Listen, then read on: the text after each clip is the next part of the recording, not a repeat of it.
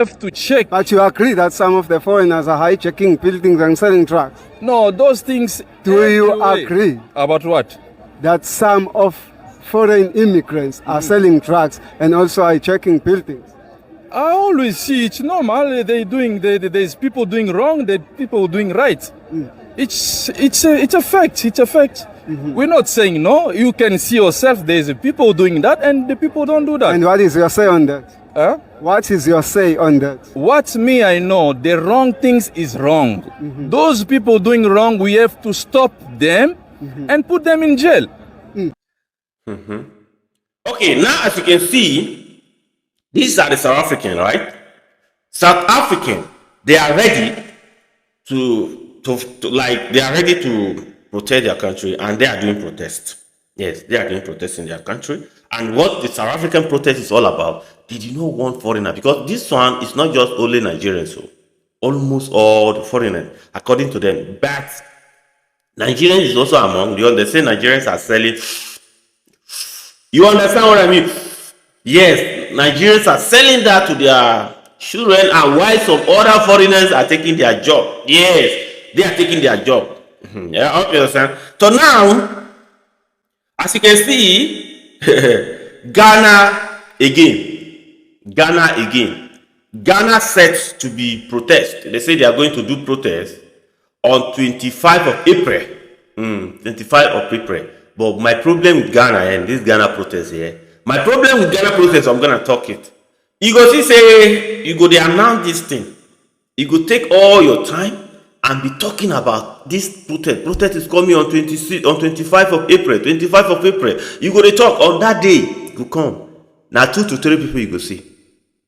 But on social media here, you will see a lot of Ghanaians on the comment. You go see them around. But where did they come? Now 2 people or 3 people you go see. I'm telling you the facts. I'm telling you the truth. That means now just you're trying telling me that you are just having power on social media or what? What are you trying to say? And another thing, it's not safe. Ghana is not safe. Every time South Africans are saying that foreigner must go, you see there saying that.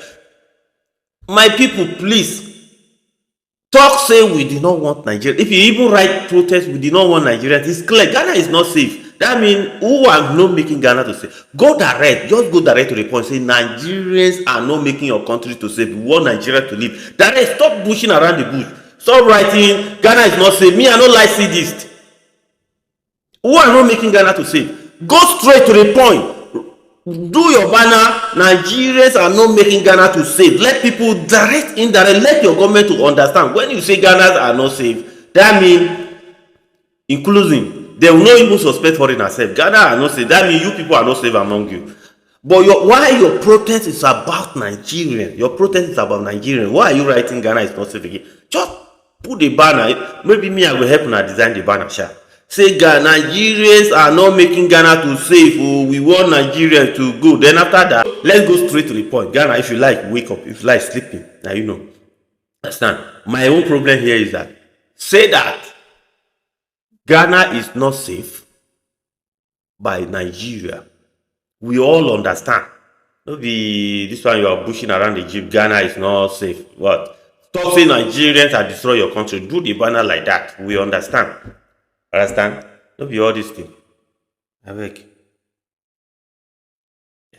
Let's see what South Africans are doing. Why are some of you South Africans so wicked? Why are some of you so heartless? Why are you so cold-hearted and evil? When will this your xenophobic attitude end?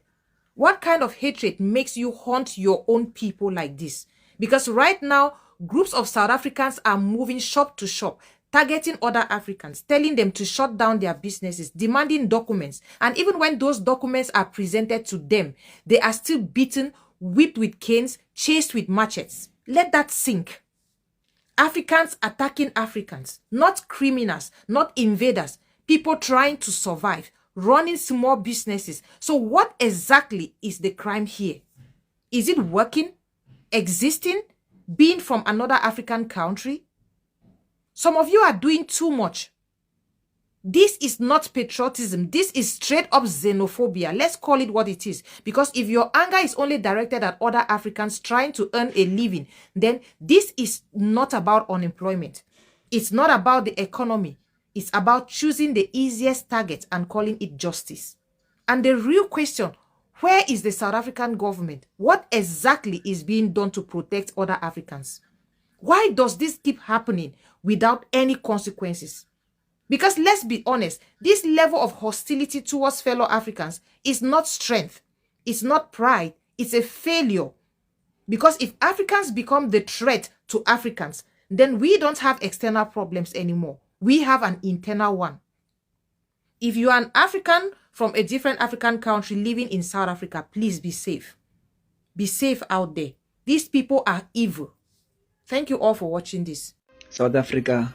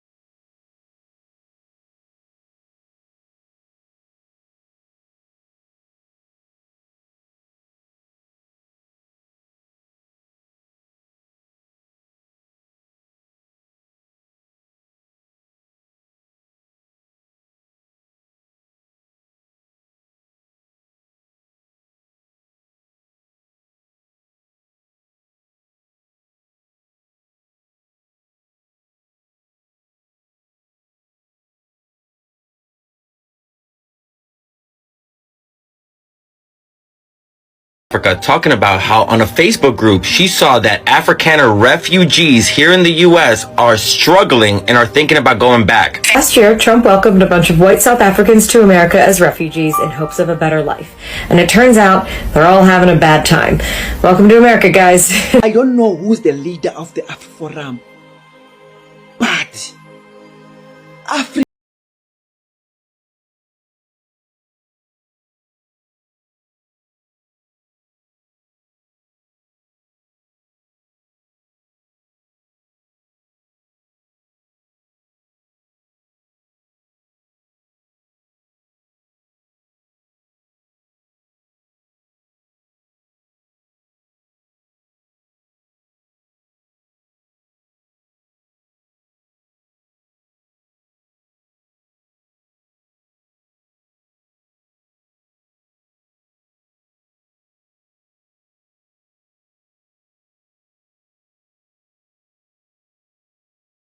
Best wishes for us. Do South Africans hate black African migrants?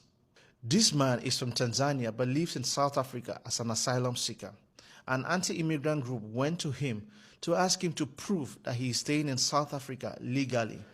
Even though he provided his documents, he was beaten up and he was forced to close his shop. Across South Africa, black African migrants like him are being targeted by local groups, some of them known as Dudula.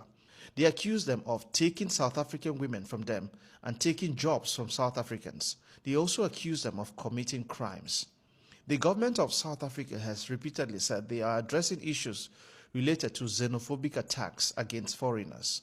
But many local rights groups say the government is not doing enough. This is the most hilarious xenophobic story ever, but it's expected, and it's the thing that I've been mentioning.